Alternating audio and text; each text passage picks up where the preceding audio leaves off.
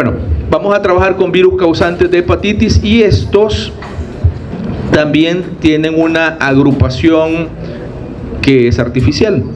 ¿Por qué una agrupación artificial? Porque estos virus se agrupan por el órgano diana. La forma en que se trabaja es porque el órgano diana es el hígado. Hay muchísimos virus que de una manera o de la otra afectan el hígado. Pero aquellos que tienen como casi órgano exclusivo o principal el hígado son conocidos como virus causantes de hepatitis. Voy a poner y voy a abrir rango. Por ejemplo, el virus Epstein-Barr, el virus dengue, el virus fiebre amarilla, el citomegalovirus, VIH y otro grupo de virus grandes pueden afectar en algún momento el hígado, pero no son exclusivos de él. En cambio, los virus conocidos como virus causantes de hepatitis, su órgano principal diana es el hígado y las células principalmente afectadas son los hepatocitos.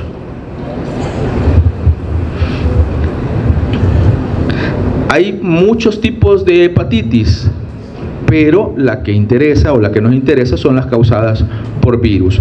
De todos los virus que causan hepatitis, 5 son los más importantes, conocidos por letras: virus de la hepatitis A, virus de la hepatitis B, virus de la hepatitis C, virus de la hepatitis D y virus de la hepatitis E. Todos son de orígenes y de taxonomía diferente. Lo único que tienen en común, bueno, no tienen varios factores en común, pero lo que más los hace que estén en común es que afectan todos el hígado. Vamos a hablar de los diferentes virus. Por ejemplo, el virus de la hepatitis A.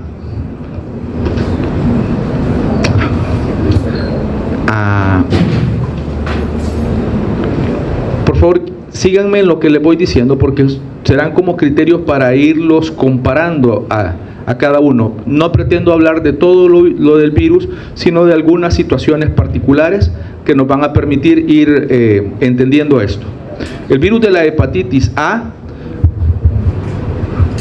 pertenece a la familia Picornaviridae, igual que los enterovirus, igual que el virus de la polio, igual que los virus de resfriado común, son de la misma familia. Por lo tanto, si es un picornavirus, esto hay que asociar. Si es un picornavirus, es un virus ARN, pico pequeño, RNA, virus. Picornavirus es un acrónimo. Son virus pequeños, ARN. Son desnudos. Y esto tiene que ver muchísimo con la forma de transmisión.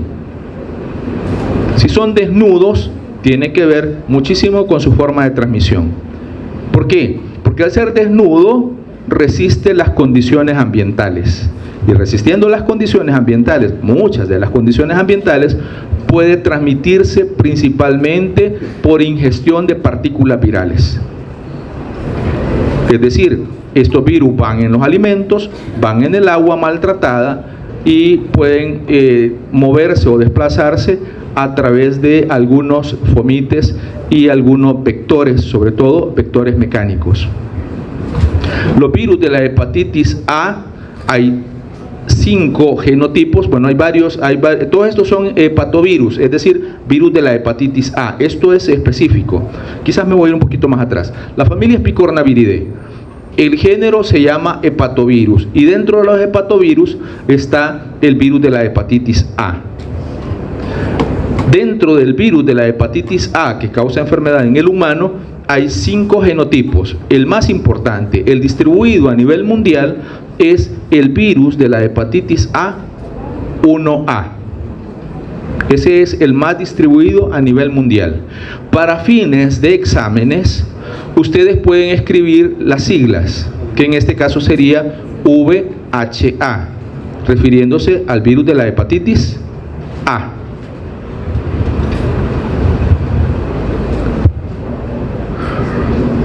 Lo dicho, es desnudo, es muy sencillo, entre comillas.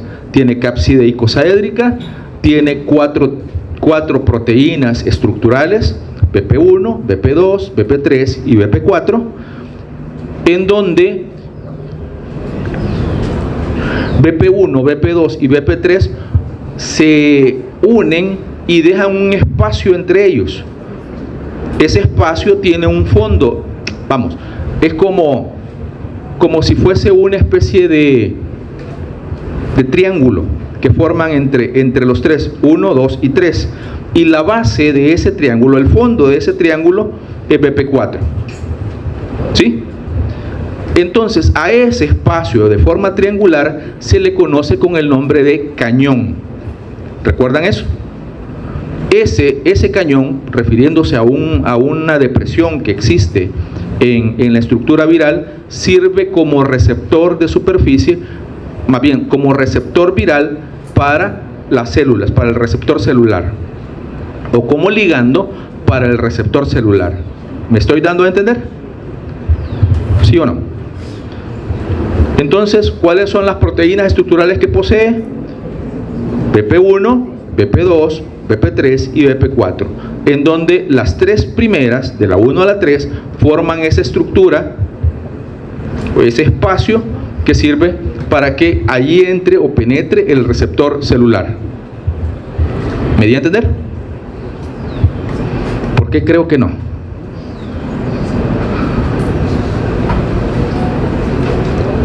¿Alguien no entendió eso?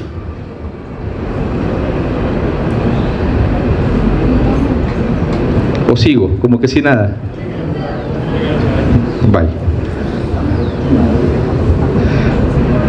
Gracias, pero eso no significa que diga que no. Más tarde. Esto es BP1, BP2 y el micrófono forma BP3. ¿Sí? El espacio que dejan entre los tres, ese triángulo, es el cañón. Abajo, en la base de ese cañón, está BP4. ¿Sí? Entonces, ese espacio sirve como ligando para el receptor celular. Ahí encaja, ahí penetra el receptor celular, exactamente. Ahí penetra.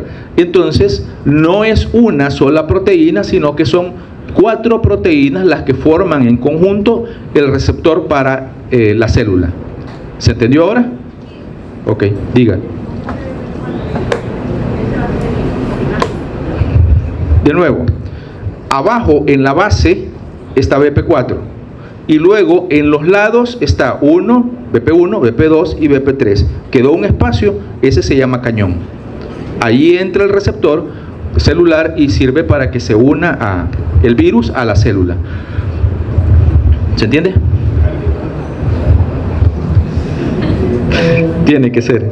Bueno, no me voy a tardar 4 horas. BP1,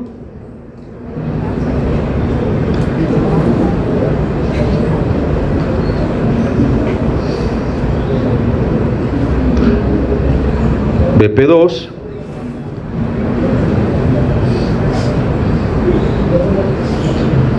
BP3.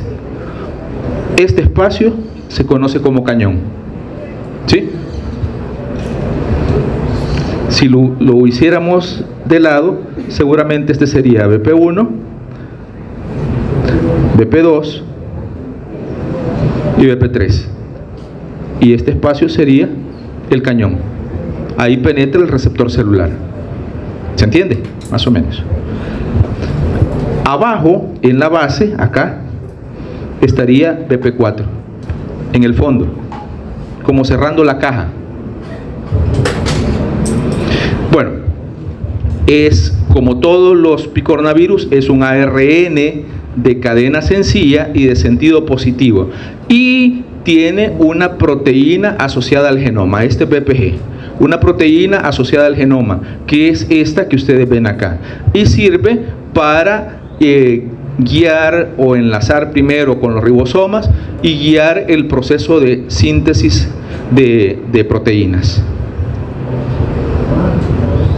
Son virus pequeños, miden más o menos entre 27 y 32 nanómetros, muy pequeños. De hecho, son los virus ARN que infectan al humano más pequeños.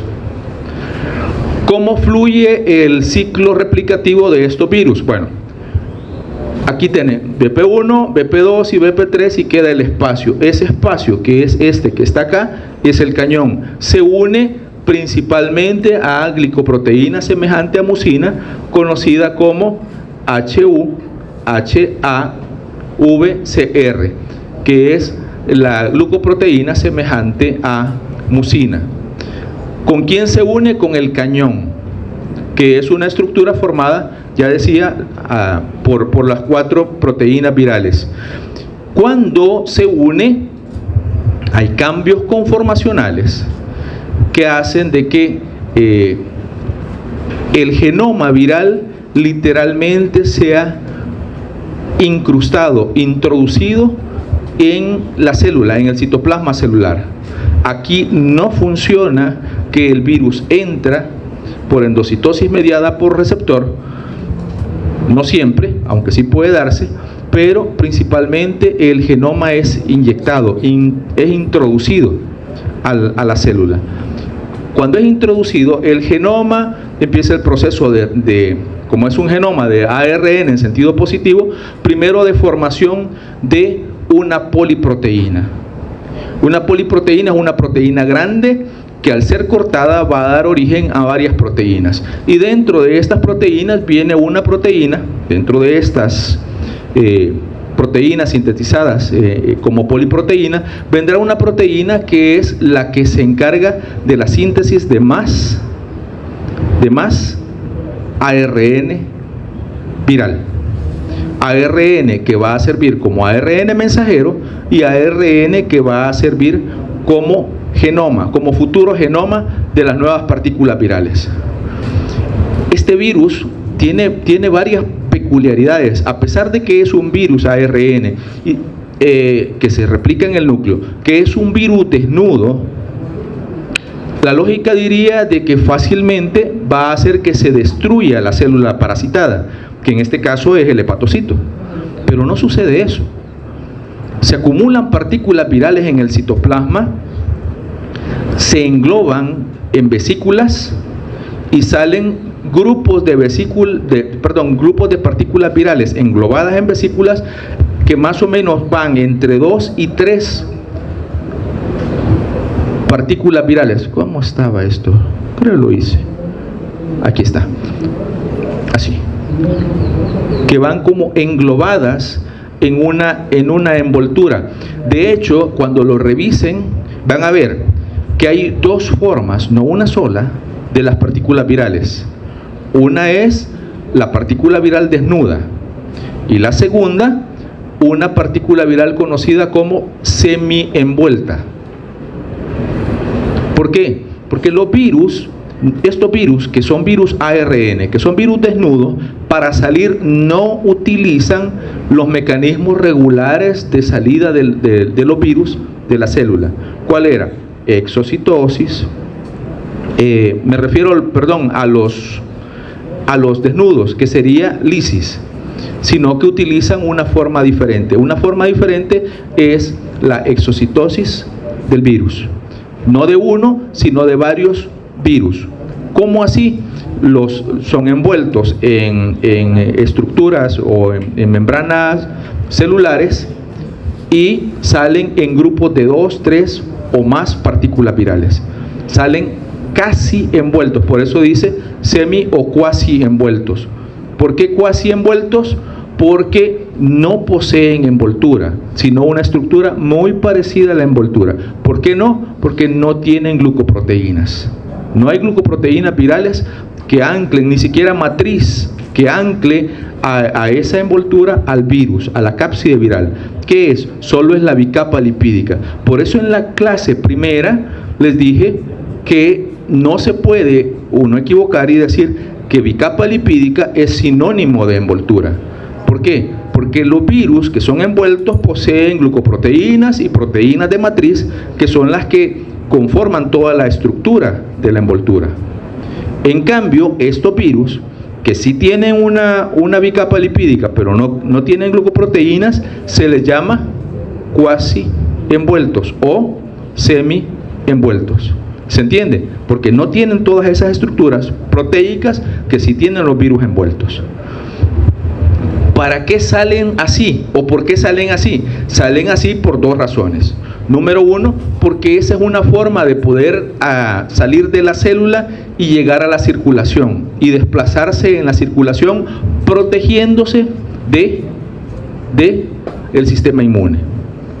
Es decir, esta semienvoltura, esta bicapa lipídica que rodea a las proteínas, lo que hace es proteger los sitios antigénicos del virus respecto de los anticuerpos y respecto de las células que se encargan de la defensa. ¿Se entiende? ¿O más o menos? ¿Alguien tiene una pregunta? Entonces, el virus entra, el virus se une a través del cañón al receptor semejante a mucina. Algunas partículas virales entran por viropepsia, pero otras entran por penetración directa del genoma sin que entre el resto de la estructura viral, se replica en el citoplasma. Lo primero que sucede es una síntesis de una poliproteína que contiene estas proteínas P1, P2 y P3, y a partir de estas se cortan en fragmentos. Unos de esos fragmentos serán los que se encargarán de la síntesis de ARN viral, y la partícula, a pesar de que, me refiero a la partícula viral, a pesar de que es un virus desnudo, sale por exocitosis. ¿Por qué? Porque sale semi envuelto o cubierto con una bicapa lipídica celular. Ese es el ABC de la replicación. Si es un virus desnudo, resiste a el éter, a los ácidos, al calor, a la congelación, a la desecación. Por eso es que fácilmente el humano, sobre todo el humano, puede adquirirlo a través de la ingestión. ¿Por qué? Porque sobrevive en el ambiente, porque sobrevive en alimentos, sobrevive en agua mal clorada o no tan bien clorada, y por lo tanto puede llegar fácilmente al aparato digestivo. Del aparato digestivo la circulación porta, va primero al hígado y allí se encuentra con los hepatocitos. El reservorio es exclusivamente el humano. La transmisión es a través de ingestión de partículas virales. No es a través, o casi nunca a través de la sangre, como sí pasa en otros virus de hepatitis. Por lo tanto, la vía de entrada es oral o digestiva. Hay que comerse literalmente las partículas virales. Y la cantidad de partículas virales que puede ser infectante puede ser alrededor de 100 partículas virales. O sea, es muy poco para poder infectarse. Hay dos cosas. A partir de esta clase yo dejé de comer conchas. Sí, también uno aprende de eso. Todavía me llama la atención, pero me resisto. Hay dos clases, una virus entéricos y esta otra que me hicieron dejar de comer conchas.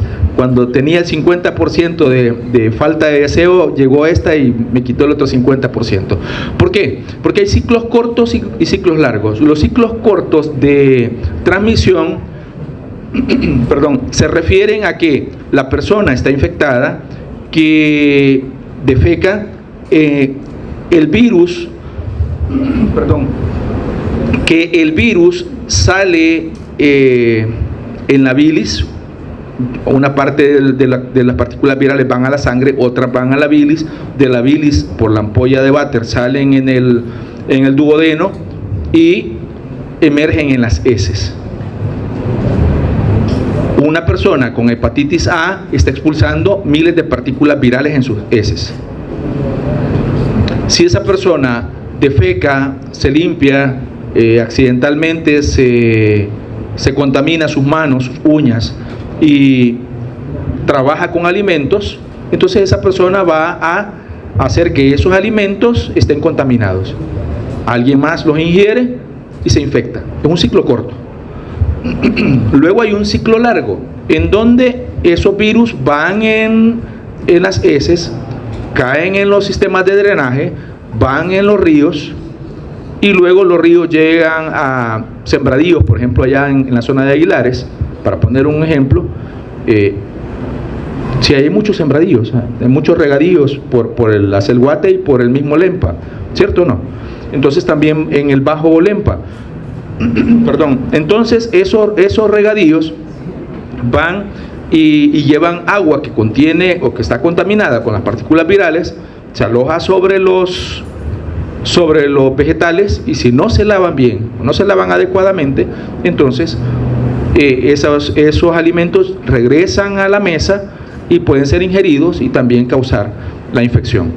O esa agua que está llegando a esos ríos es captada para ser utilizada para consumo humano, y si no es bien clorada también puede llevar partículas virales. La tercera opción en los ciclos largos es cuando estos drenajes de agua perdón, que estoy como desarrollando, pero no, una faringitis, ya finalizando el ciclo de regalo de despedida. Entonces no me ayude. Entonces estos llegan a los esteros, por ejemplo, en esos cuerpos de agua donde está retenida literalmente el agua, y hay moluscos bivalvos, como el caso de las ostras y las conchas. Ellos son filtradores, ellos no se infectan, pero al estar filtrando estas partículas virales quedan impregnadas en su cuerpo, en toda su estructura. Cuando uno se los come, lleva un acúmulo grandísimo de partículas virales, y claro, tiene una dosis infectante altísima de partículas virales. Prácticamente una concha bastaría para poder causar la infección de cientos de personas. ¿Por qué? Porque ellos están concentrando partículas virales. Ellos están filtrando todo el agua que está pasando por ellos, y las partículas virales están quedando en su cuerpo, literalmente. ¿Se entiende esto? De ahí la razón por la que dejé de comer conchas. ¿A qué son sensibles? Al autoclavado, a la ebullición o la cocción a más de 85 grados centígrados, al calor seco, a la radiación ultravioleta, entendiendo que la radiación ultravioleta no tiene poder de penetración, por lo tanto solo se expone a las superficies y no las profundidades del agua o de algún alimento, por ejemplo, la formalina y el hipoclorito de sodio. Lo dicho, el genotipo más importante y de mayor distribución mundial es el 1A. Luego vamos con el segundo, que sería el virus de la hepatitis B. Y del virus de la hepatitis B ahora cambiamos. Ya no es un virus ARN, sino que es un virus ADN. Tomen en cuenta, hay ADNs y ARNs, y el B, es un virus ADN. Pertenece a la familia Hepatnaviridae, al género Orthohepatnavirus, en donde orto significa verdadero, por todos los ortos que utilicen o encuentren, y que no sea en Argentina, porque en Argentina orto es otra cosa. Y luego, ya saben, ¿verdad? Y luego principalmente infecta a humanos, y el reservorio, me adelanto, son por excelencia los humanos. Generan o pueden generar una infección crónica, infecciones largas que pueden durar décadas, pero pueden desencadenar en carcinoma hepatocelular. Es decir, Este virus es uno de los virus que puede causar cáncer, a diferencia del virus de la hepatitis A. Solo voy a regresar un poco. El virus de la hepatitis A es el más común de todos. Es el que se adquiere usualmente en la infancia. Es el que se adquiere principalmente en países subdesarrollados como el nuestro. Y que alrededor del 90% pudimos haberlo adquirido durante la infancia. Pero que la mayoría de casos son infecciones asintomáticas. Por lo tanto, nunca nos dimos cuenta que lo tuvimos. Y casi nunca es mortal. En cambio, este virus sí produce muchas infecciones asintomáticas, sí es crónica, gracias. Es café. Juan Valdés. Prefiero de coffee. Sí. No, es agua, es agua. Bueno, gracias. Entonces, el virus de la hepatitis B sí produce infecciones crónicas. Y esas infecciones crónicas pueden conducir a hepatocarcinoma. Usualmente se adquieren por transmisión sexual, pero también se adquieren de forma vertical, es decir, de la madre al feto. Si la madre está infectada, puede transmitirlo al feto. Y créanlo o no, solo voy a tocar una espinita muy pequeña de lo que puede ser en su vida. Es 1000 veces más fácil para ustedes infectarse con el virus de la hepatitis B que con VIH. Muchísimo más fácil. Una pinchadura con una persona que tiene virus de la hepatitis B puede hacer que usted desarrolle infección por el virus de la hepatitis B. En cambio, una pinchadura compartida con una persona que tiene VIH no siempre va a desencadenar en una infección para usted. Así es que, cuidado, mucho cuidado. Este es un virus especial, porque si vamos a los criterios de Baltimore y a la clasificación de Baltimore, este pertenece al grupo 7. ¿Y qué significa el grupo 7? Son virus ADN que necesitan ser retrotranscriptos. Ven, que han estudiado. Perfecto. Entonces, ¿por qué este virus utiliza un ARN intermediario? Cuando se refiere a un ARN intermediario es que en algún momento del ciclo replicativo el genoma que hay dentro del virus es ARN, que solo va a ser un momento en su vida, bueno, vida entre comillas, solo será un momento en su ciclo, y por eso dice intermediario, porque va a terminar siendo un ADN de doble cadena, pero cuando finalice el ciclo. Aquí hay algunos elementos importantes. El virus es un virus envuelto y tiene una glucoproteínas de superficie que son importantísimas. Esas glucoproteínas se conocen como glucoproteínas de superficie o proteínas de superficie, pero el nombre correcto y el que se les va a preguntar es antígeno de superficie del virus de la hepatitis B. Eso significa esto: antígeno de superficie del virus de la hepatitis B, también conocido como antígeno australiano. Cualquiera de los dos es sinónimo. Si vamos de afuera hacia adentro, tiene una cápside icosaédrica, y a esto que está dentro de la cápside, a todo lo que está inmerso en la cápside, se le llama core o núcleo. Si en algún momento escuchan el core o núcleo del virus de la hepatitis B, es lo que está dentro de la cápside, entendiendo que afuera de ella existe una envoltura. ¿Se entiende?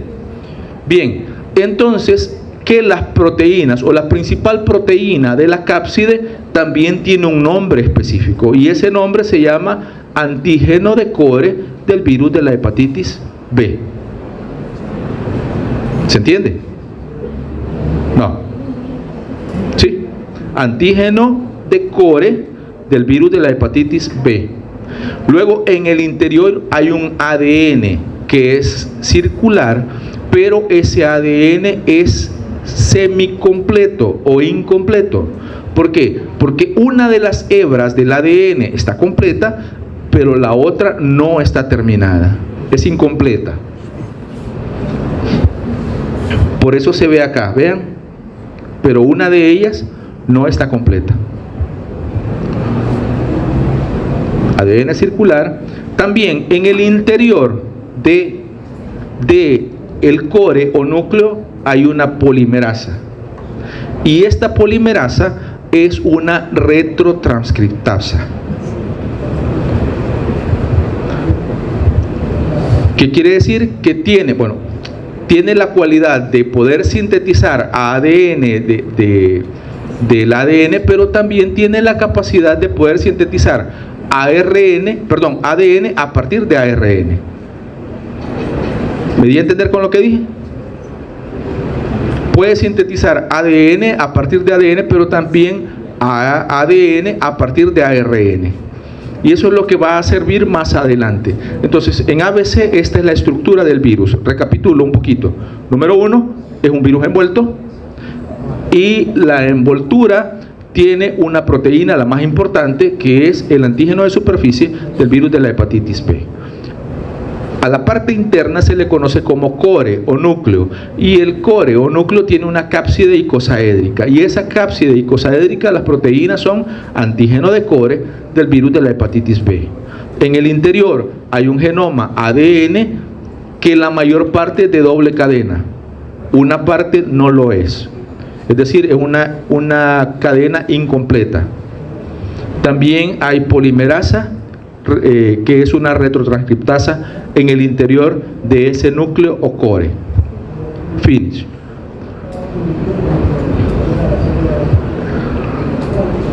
Cuando se refiere a ORF, el nombre correcto sería en español marco de lectura abierto, es decir, que son genes que se van, que para los que codifica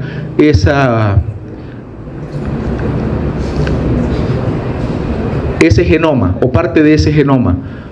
Eso es lo correcto con respecto al marco de lectura abierto. Entonces, quizá entre líneas, solo decir que una parte de esos marcos de lectura abierto, uno de ellos codifica para proteínas estructurales, por ejemplo estas dos, que son la de la envoltura y la de core. Luego otras que tienen actividad funcional, que es la proteína X, que tiene que ver con los procesos de transcripción, y otra importante que es la polimerasa grande conocida como P, que es la enzima que se encarga de la síntesis del ADN. En general eso.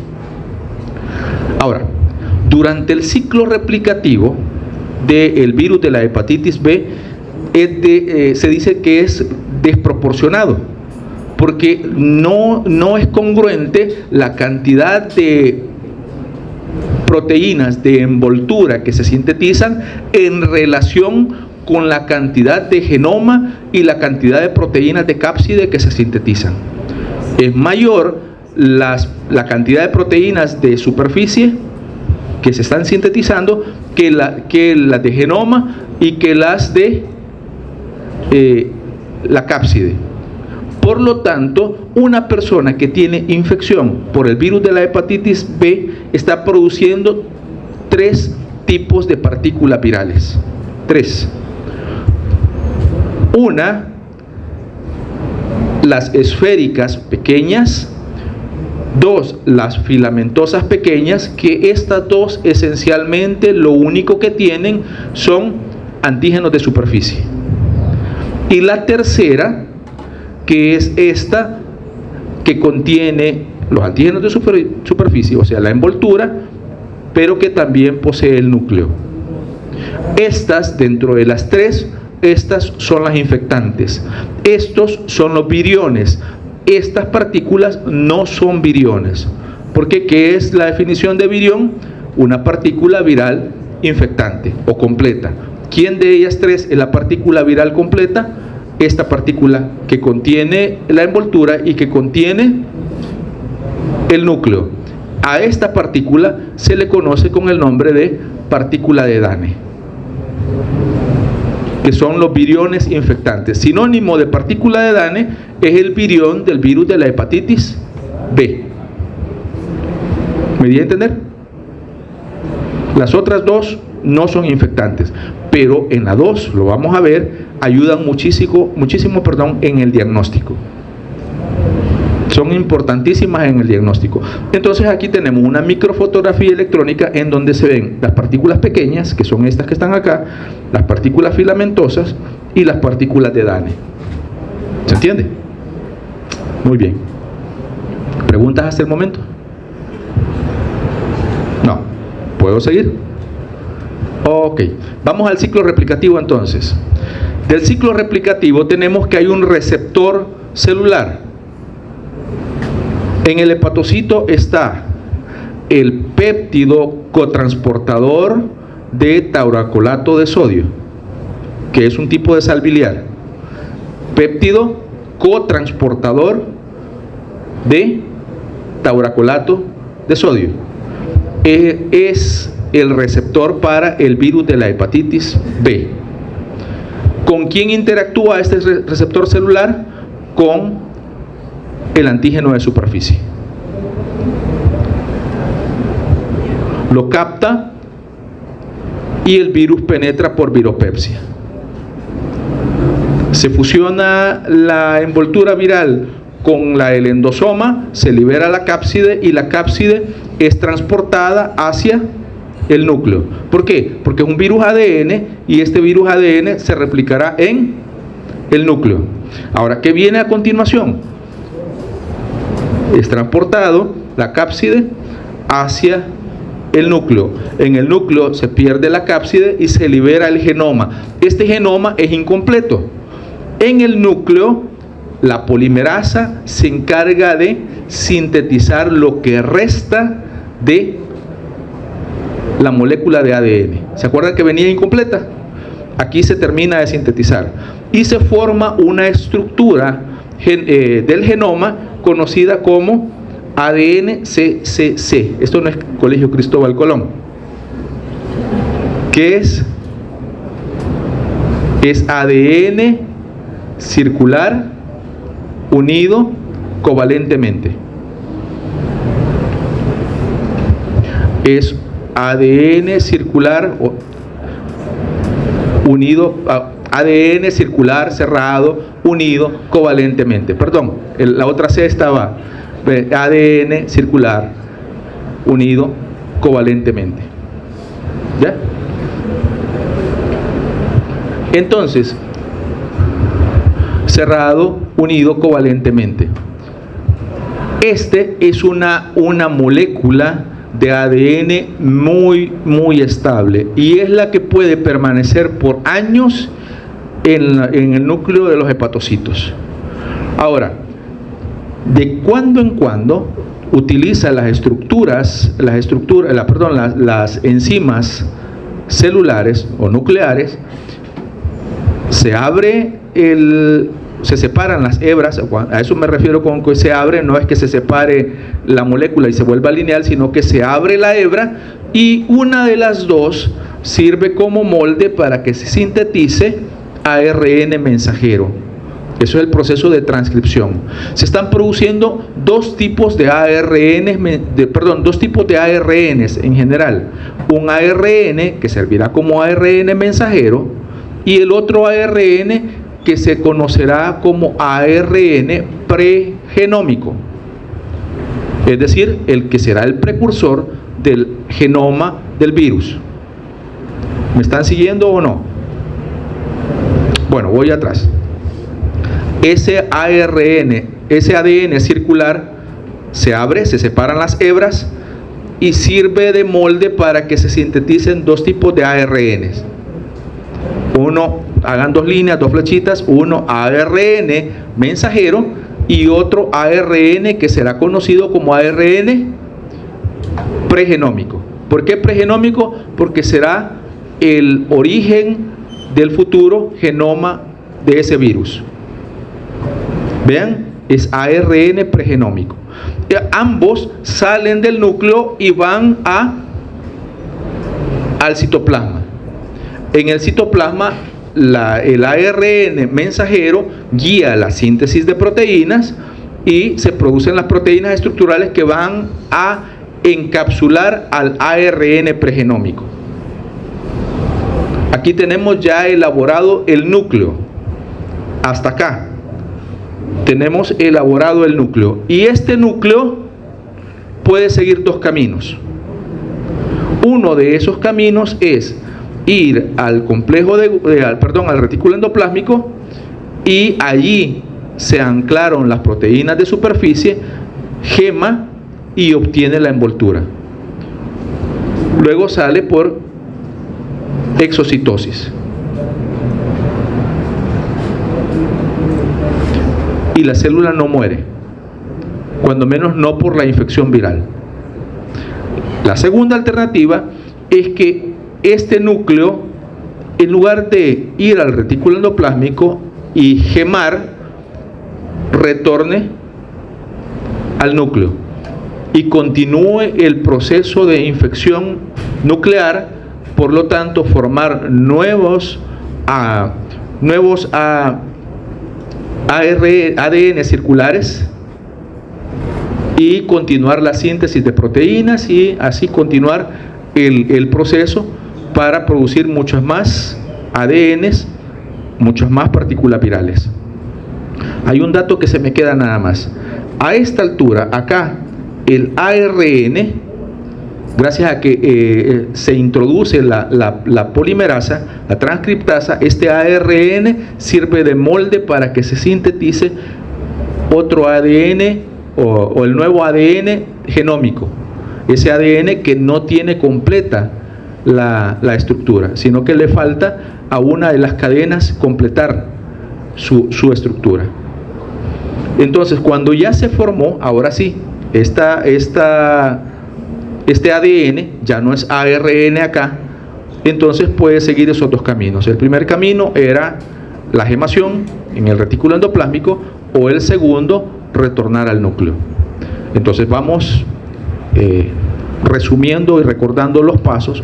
Uno, el tauracolato, el péptido cotransportador de tauracolato de sodio sirve como receptor y se une al antígeno de superficie. Decime. Sí se vale, sí se vale. Yo lo permito, sí, yo lo permito. Igual, si algún compañero dice no, es no, y se respeta eso. Pero también tiene que respetar que yo digo sí. Sí. No, yo hago respetar lo que yo creo, ¿sí? Y eso es, pero también tengo que respetar lo que otros dicen. Igual pasa con ustedes. O sea, lo que está en su casa, ustedes pueden decidir lo que pasa, pero lo que está en la casa de los otros, ustedes tienen que respetar lo que pasa allá. Así funciona la vida. Entonces, de nuevo, el péptido cotransportador de tauracolato de sodio sirve como receptor para el antígeno de superficie. Lo capta, entra por viropepsia, se desprende la envoltura, queda el núcleo o el core, ese viaja al núcleo celular, y en el núcleo celular se destruye este core, se libera este genoma que está incompleto, pero la polimerasa se encarga de completar el genoma y formar lo que se conoce como ADN de 3C, que es ADN cerrado circular unido covalentemente, el CCC. Ya esta molécula es muy estable y es la que pervive por mucho tiempo dentro del núcleo de la célula, y de momento en momento se abre, se sintetizan ARNs, y este ARN puede surgir para dos grandes cosas. El primero, para hacer un ARN mensajero que sale al citoplasma y conduce la síntesis de proteínas, o ser un ARN pregenómico que también sale porque se va a unir con las proteínas que se están recién sintetizando y va a formar un nuevo core. Dentro de este nuevo core no habrá ADN, hay ARN. La polimerasa que queda inmersa ahí, que es una transcriptasa inversa, va a utilizar como molde este ARN y va a sintetizar ADN. ¿sí? Este ADN no será un ADN de doble cadena completa, sino que semicompleta. ¿Por qué? Porque una de las hebras no estará completamente desarrollada, la otra sí. Este core que ya tiene su genoma, ahora sí, sigue dos caminos también. Un camino puede ser ir al retículo endoplásmico, gemar, obtener la envoltura y luego salir por exocitosis. O el segundo camino es retornar al núcleo y continuar el ciclo de infección. Ahí terminó. ¿Se entiende? Espero que sí. Lo he intentado hacer lo más sencillo posible. Insisto, de los dos virus que hemos visto, ninguno de los dos destruye el hepatocito. ¿Por qué? Porque los virus de hepatitis, no, ninguno de ellos, y ya lo digo en general, ninguno de ellos sale por lisis. Ninguno de ellos genera destrucción de los hepatocitos. Sí lo hace el sistema inmune intentando luchar contra el virus. Quiere decir que las hepatitis, las manifestaciones que nosotros tenemos, se dan principalmente por el sistema inmune defendiéndose. Si no lo hiciera, el problema es que tenemos o podemos desarrollar cáncer. O sea que de las dos maneras estamos jodidos. Tiene distribución universal, puede transmitirse principalmente por sangre y por fluidos. Se puede transmitir por la vía sexual, sí puede ser, es el principal que se puede transmitir por la vía sexual, aunque por sangre y hemoderivados puede hacerlo también. El hospedero y el reservorio es el humano, la transmisión ya la dije cómo es, a través de los fluidos corporales, como les dije, la sangre, el semen, las secreciones vaginales puede serlo. Resiste al éter, a los ácidos, a 37 grados centígrados, a la congelación, a pesar de que es desnudo, resiste a muchos elementos, no lo hace a la desecación, siempre tiene que ir en un fluido, siendo un virus envuelto, tiene que ir en un fluido, pero puede permanecer activo en un fluido a pesar de que ya haya mucho tiempo. Eso es importante también. Por ejemplo, en una bolsa de sangre que se le ha obtenido a un paciente y que se va a introducir en el refrigerador para ponerlo dentro de unos 15 días, por ejemplo, VIH se destruye, VIH se inactiva, porque VIH tiene un desarrollo con una temperatura de 37 grados y si no ya no es funcional. Claro, eso no hay que exponerse a que puede decir sí o no. Una vez sale del cuerpo, VIH puede inactivarse. No se exponga a que sea en unos cuantos minutos porque igual se pueden contaminar. Vamos a probar a ver cuánto tiempo. No se pongan en eso. En cambio, el virus de la hepatitis B es mucho más resistente. Esa congelación o esa refrigeración puede resistir el virus de la hepatitis B. No necesita estar a temperatura corporal como para estar viable todavía. Y eso lo hace más fácil de poderse transmitir de una persona a la otra. No resiste la ebullición, no resiste el hipoclorito, no resiste los pHs muy bajos, como por ejemplo el pH del estómago. Por lo tanto, no es funcional que la transmisión sea oral. No se transmite vía oral. Sí. Terminó el virus de la hepatitis B. Me quedan 3, pero son más cortos. 3, pero son más cortos. Virus de la hepatitis D. ¿Cómo estamos con el tiempo? 9:25. Perfecto, estamos bien. A las 11. Sí, 9:20. Está bien, no hay problema. Con 20 minutos me bastan y sobra para terminar. Pueden hacerlo. Parto de una idea. Lo difícil hay que hacerlo lo difícil hay que hacerlo sencillo. Si logramos eso, entonces habrá valido la pena que demos clase. El virus de la hepatitis D tiene muchas peculiaridades, muchísimas. Cada virus que vamos viendo tiene peculiaridades y a esas apúntenle. ¿Qué peculiaridades tiene el virus de la hepatitis D? Bueno, es un virus defectivo, se le conoce. Es un virus incompleto. Porque dentro de su genoma sintetiza proteínas únicamente de cápside, pero este es un virus envuelto. Entonces, él produce proteínas de cápside, pero no de su envoltura, y tiene que literalmente robarle la envoltura a otro virus. Por eso en rojo aparece aquí. Es un virus envuelto que utiliza ¿a qué virus? ¿A qué virus utiliza?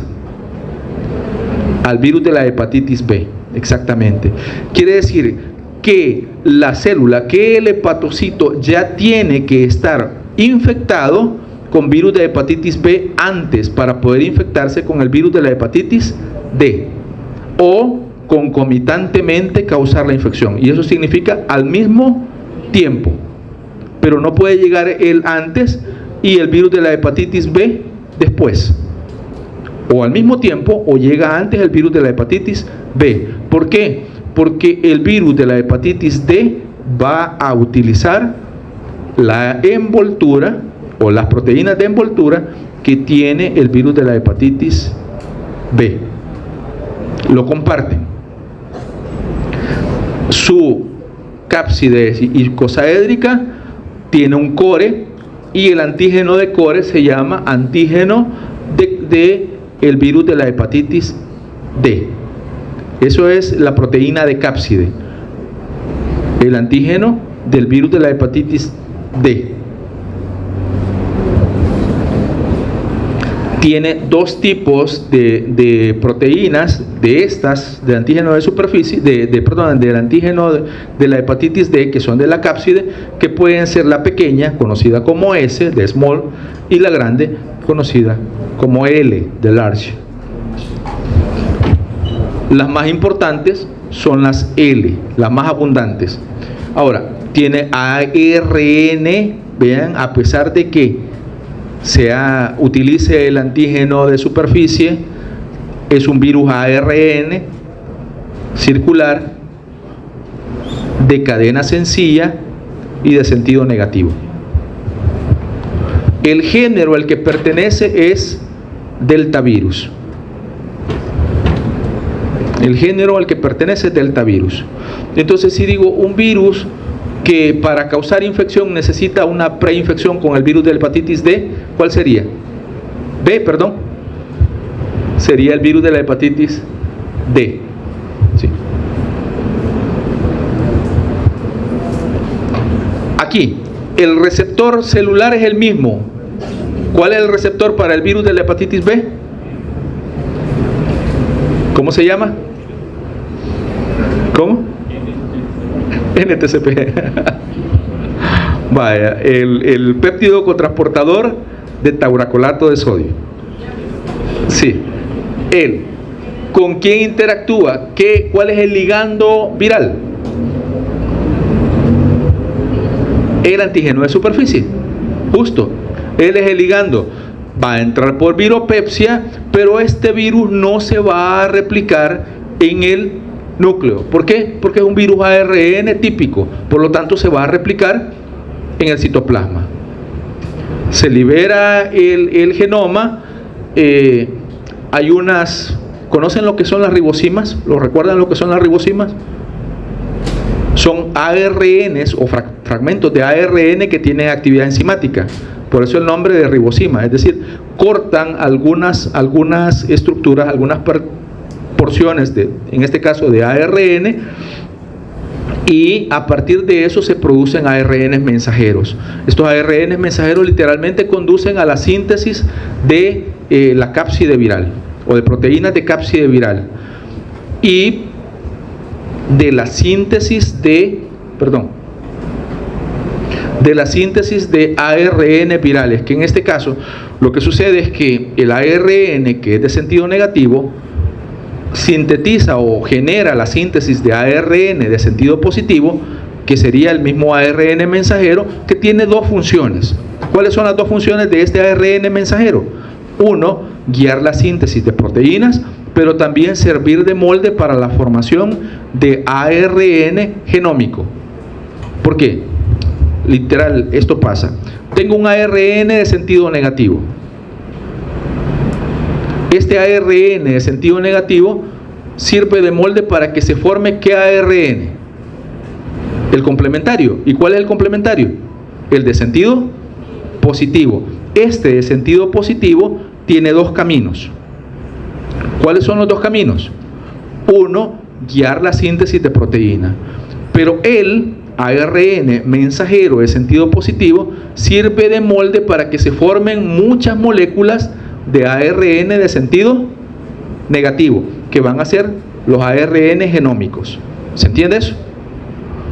Como se formaron muchos ARN genómicos y muchas proteínas estructurales, entonces se forman las cápsides, y estas cápsides pasan gemando al retículo endoplásmico, donde obtienen la envoltura que contiene las proteínas o las glucoproteínas virales. ¿Cuáles serían?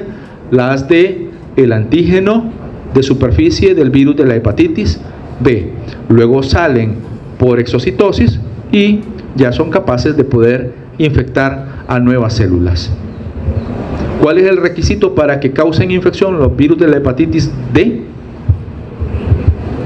Que la célula esté infectada por el virus de la hepatitis B. Si no está, no se infecta.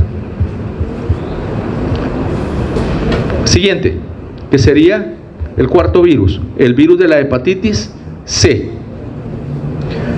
Este pertenece a la familia Flaviviridae, que es la misma familia en donde está el virus del dengue y el virus de la fiebre amarilla, pero tiene su propio género. El género es Hepacivirus. No se transmite a través de vectores biológicos, sino que se transmite a través de fluidos. Este es uno de los principales virus que se transmite por la donación de sangre, pero que también se transmite por donación de órganos, y que también se transmite por el compartir jeringas, y también se transmite por los tatuajes, por las agujas de tatuajes, si son compartidas. Si son compartidas. El virus es el virus de la hepatitis C, que se conoce como Hepacivirus hominis. Hay 8 genotipos conocidos del 1 al 8, y que hay muchos subtipos. De hecho, cada persona, este es un caso particular, cada uno tiene su peculiaridad, y la peculiaridad de este virus es que tiene una alta variabilidad antigénica, sus proteínas estructurales, y eso hace que sea muy difícil de poder controlar la infección por parte del sistema inmune. Que una misma persona que está infectada pueda tener usualmente infección crónica, y segundo, que esa persona que está infectada crónicamente pueda tener una variabilidad tan grande de las proteínas estructurales que se conocen a todos esos grupos que surgen dentro de la misma infección como cuasi especies. Es tanta la variabilidad que no se puede formar o no se puede producir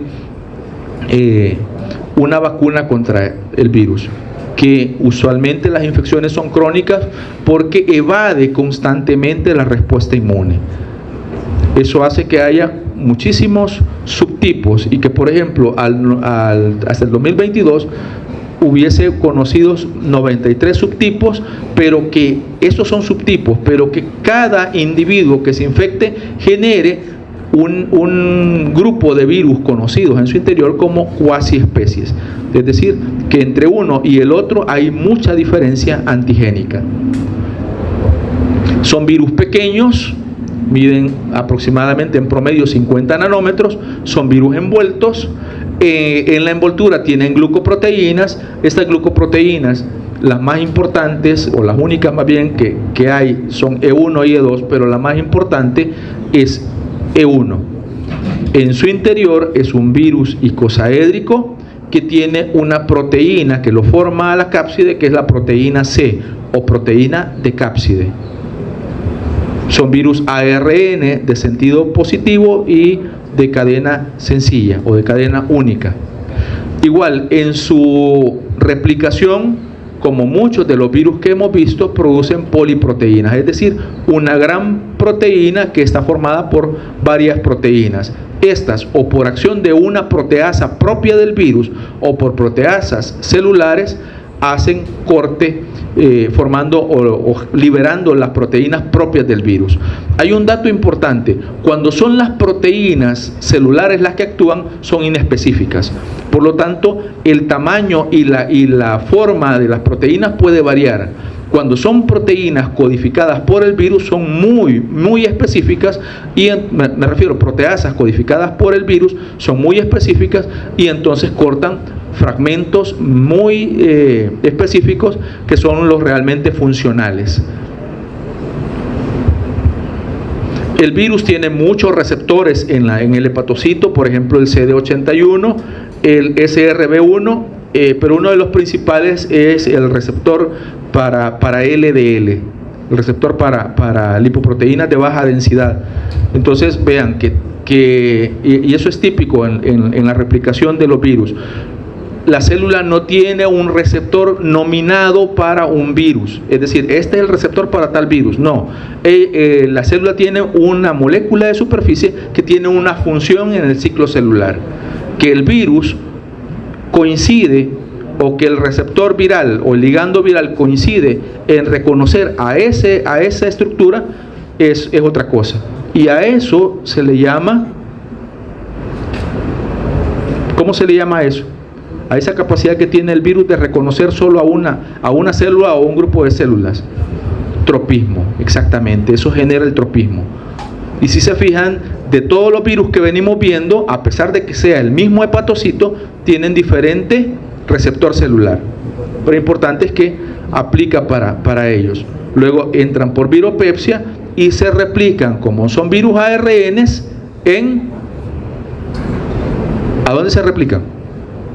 En el citoplasma, generando de nuevo una poliproteína, lo que habíamos hablado, que luego es escindida o cortada, y que las glucoproteínas virales se desarrollan en vesículas intracelulares.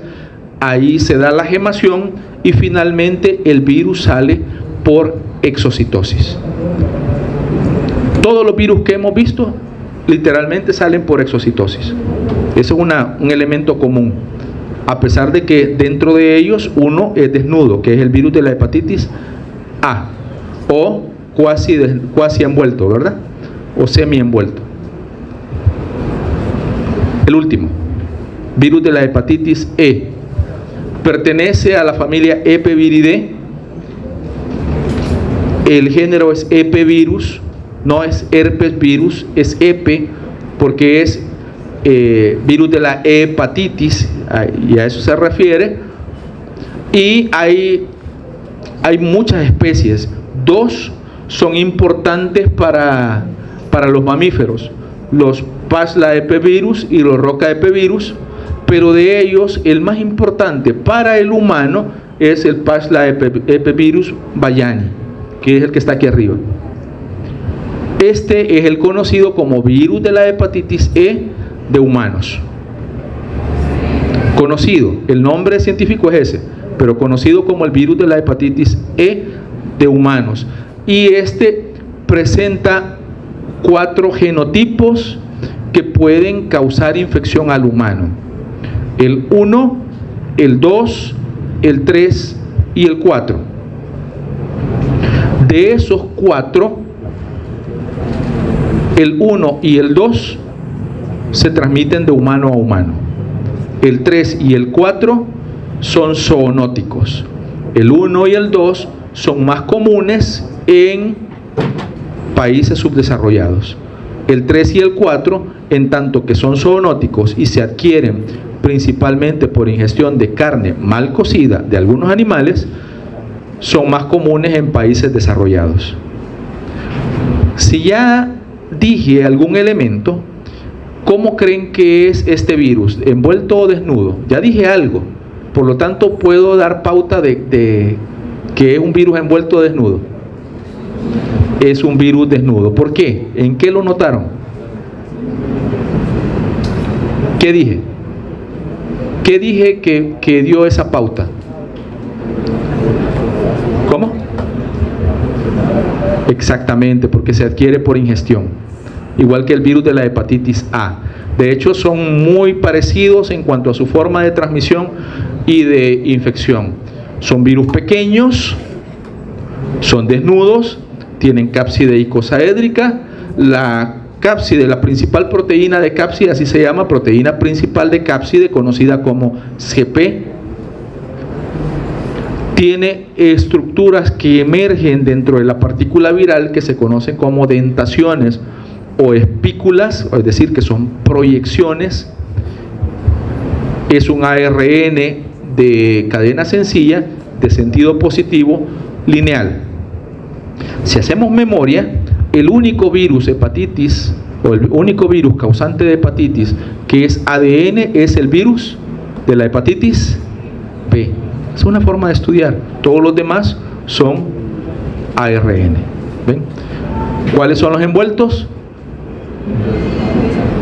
Envueltos. B, C y D. ¿Cuál usa una envoltura que no es la suya? El D. Sí. Cualquier parecido con la realidad es pura coincidencia. ¿Cuáles son desnudos? El E y el A. ¿Cuáles resisten la desecación? A y E. ¿Cuáles se adquieren por vía oral? Vaya, ven, ya repasaron para su clase y su examen. Así van repasando para todas lo que tienen. Igual aplica los ciclos biológicos que tienen el examen repetido el próximo viernes.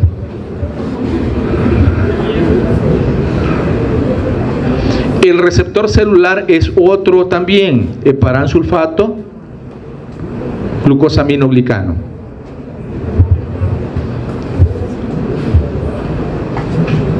La proteína principal es la proteína que sirve como ligando. El virus penetra, aunque no está tan claro como se quisiera, el virus penetra por endocitosis mediada por receptor, se replica en el citoplasma siendo un virus ARN y no destruye la célula, no mata a la célula por lisis, sino que también sale por exocitosis. ¿Y por qué sale por exocitosis? Porque tiene un mecanismo muy parecido al que utiliza el virus de la hepatitis A, formando cuasi envolturas, es decir, que genera estructuras casi envueltas o partículas virales casi envueltas. Ese es uno, y utiliza otro mecanismo que no es nada común. El virus conduce la síntesis de proteínas conocidas como viroporinas. Guárdenlo.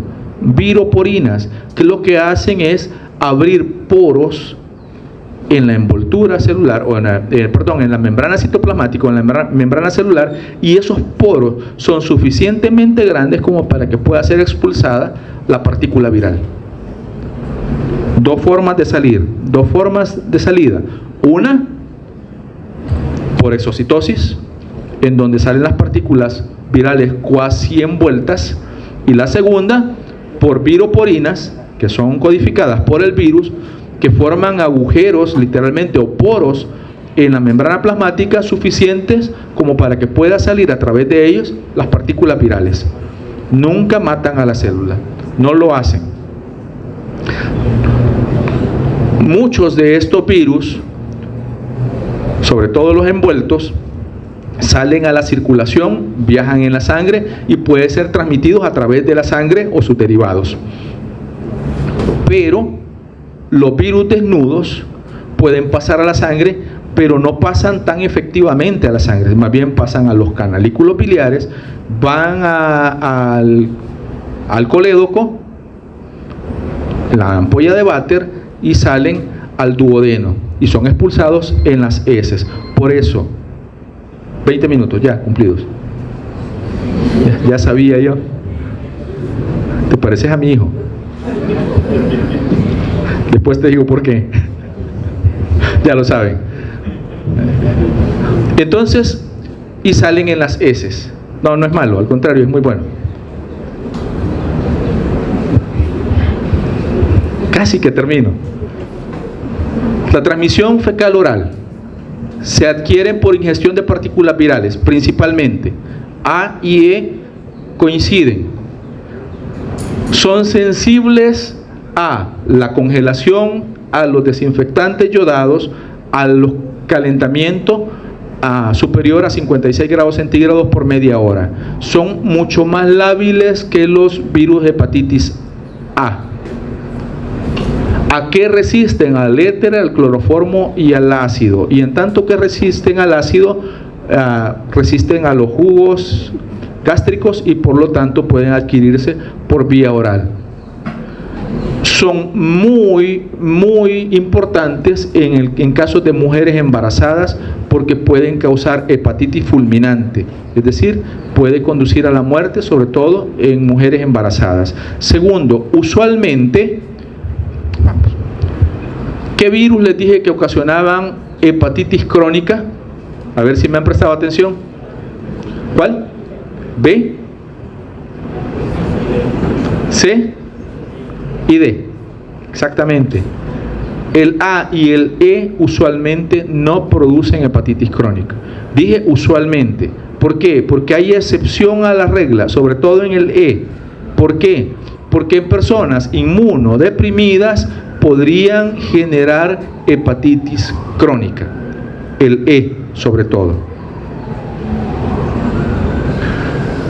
Es el único virus, vean, que produce infecciones zoonóticas. ¿Por qué? Porque el Paxla virus Bayani, genotipos 3 y 4 son de animales y por consumo de carne de estos de animales podría, sobre todo si no está bien cocida, podría ser transmitida al humano. Y ahora sí lo terminé, como 24 minutos. Muchachos, muchas gracias.